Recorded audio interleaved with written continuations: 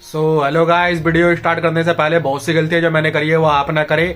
जब आप ये जमाल घोटे के बीज ले तो इनके छिलके उतार के ही इन्हें गर्म दूध में डालें और 24 घंटे के लिए छोड़ दें। फिर 24 घंटे के बाद आपको ये बिना छिलके वाले बीजों को ठंडे पानी में डालना है, नॉर्मल पानी में, गुनगुने पानी में 24 घंटे के लिए। फिर उसके बाद 24 घंटे बाद आपको अप्लाई करना है पीस के।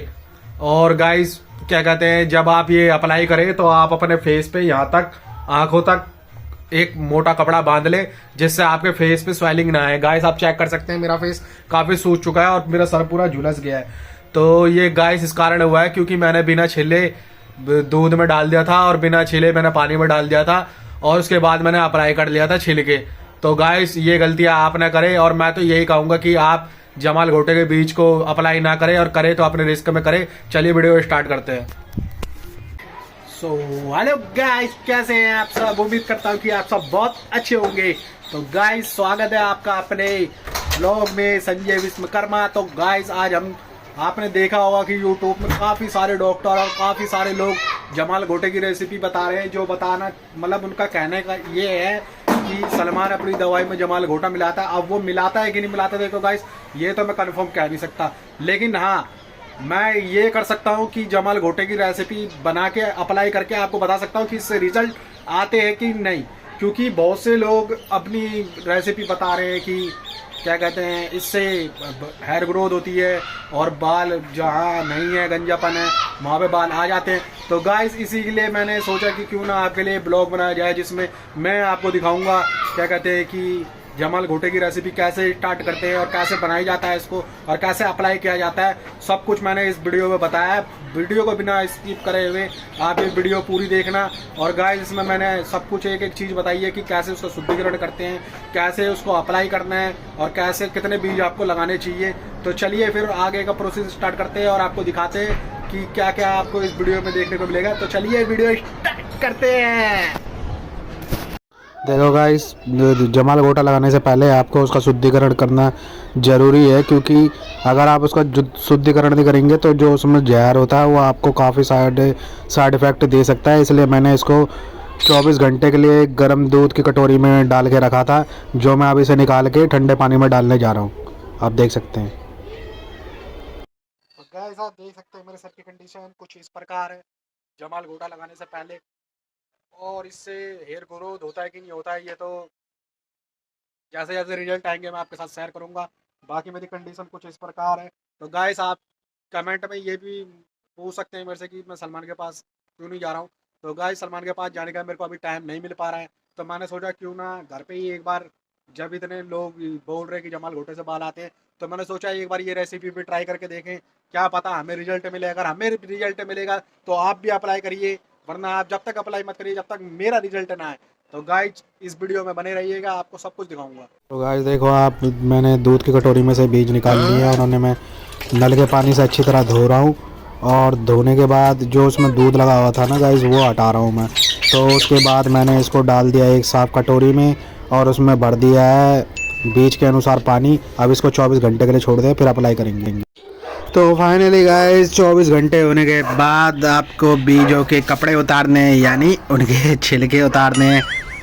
और आप इसके लिए चाकू या जो कूटने वाला मेरे बगल में रखा हुआ है उससे भी कर सकते हैं, लेकिन मैं तो नाखून से ही छुड़ा रहा हूँ। अगर आप चाहे तो आप चाकू का प्रयोग कर सकते हैं।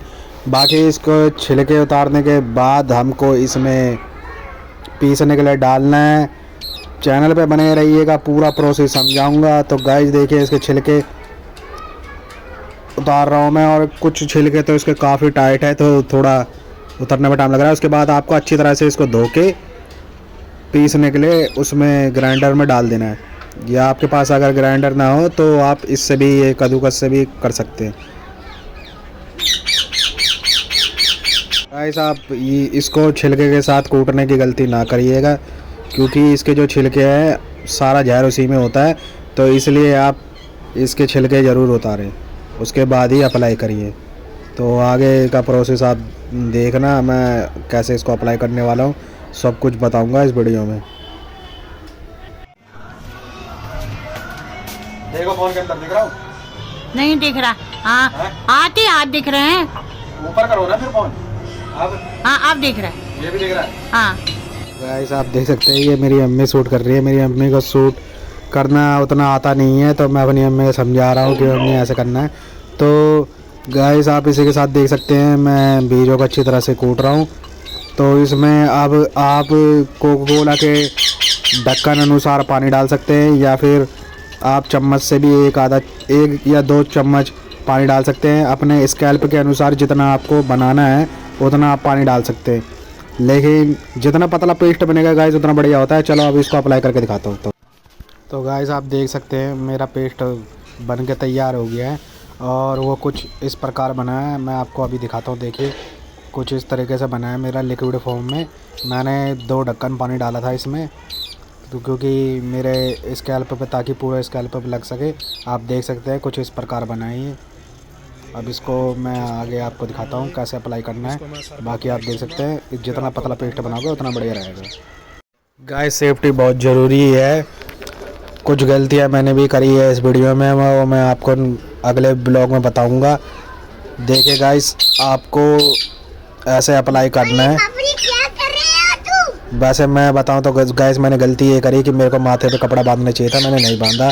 लेकिन अगर आप जब ये लगाएं तो आप माथे में कपड़े बांध लेना, क्योंकि ये दवाई जहाँ जहाँ बहेगी वहाँ पे आपको स्वेलिंग हो जाएगी।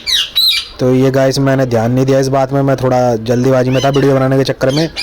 तो चलो कोई नहीं, अब मैं आपको बता दिया। आप अगर अप्लाई करोगे तो आप ऐसे ही अप्लाई करना, और माथे पे अपने कपड़ा बांध लेना, ताकि वो जो दवाई बह के आए वो कपड़े पे लग जाए, आपके माथे में ना लगे, मतलब माथे से नीचे ना आए, आंखों में ना पहुँचे।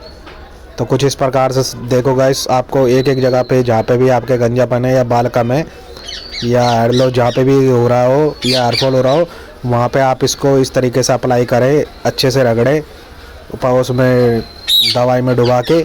अगर आपके पास मेहंदी वाला ब्रूस है तो और बढ़िया है। मेरे पास गाइस मेहंदी वाला ब्रूस नहीं था, तो मैंने ये टूथपेस्ट से ही अपने बालों में अप्लाई कर लिया है इसे, और मैं हर एक जगह अच्छे से देखो लगा रहा हूँ गाइस इसे। पेस्ट एकदम बढ़िया बना है हमारा। अब इसका रिजल्ट कैसा आएगा कैसा नहीं आएगा वो सब मैं आपको बताऊँगा। तो गाइस आप देख सकते हैं कुछ इस प्रकार से आपको अप्लाई करना है, और हल्के हाथों से करना है, कोई जोड़ नहीं लगाना है गाइस।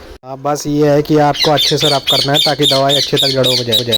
तो फाइनली गाइस तुम्हारे भाई की दवाई लग चुकी है। आप देख सकते हैं मेरे सर की कंडीशन। आप दवाई का हम सूखने का वेट कर रहे हैं, उसके बाद धोएंगे, फिर बताएंगे आपको आगे का क्या क्या प्रोसेस है। आप देख सकते हैं मेरी दवाई एकदम बढ़िया तरीके से लगी है, तो आगे वीडियो में बने रहें। तो दोस्तों अब मैंने सर धो लिया है, और उसके बाद मैंने नारियल का तेल लगा लिया है, यानी कोकोनट ऑयल। और इसको लगाने के बाद आप सुबह देखेंगे कि हमारे बालों पे क्या फ़र्क पड़ा है, या क्या हमारे हेयर लाइन पे, साइड हेयर लाइन में क्या फ़र्क पड़ा है, सब कुछ आपको बताऊंगा। आप देख सकते हैं तेल लगाने में आपको बिल्कुल कंजूसी नहीं करनी है गाइस, और हर 2-2 घंटे में आपको कोकोनट ऑयल लगाना है, जैसा कि सलमान बताता है।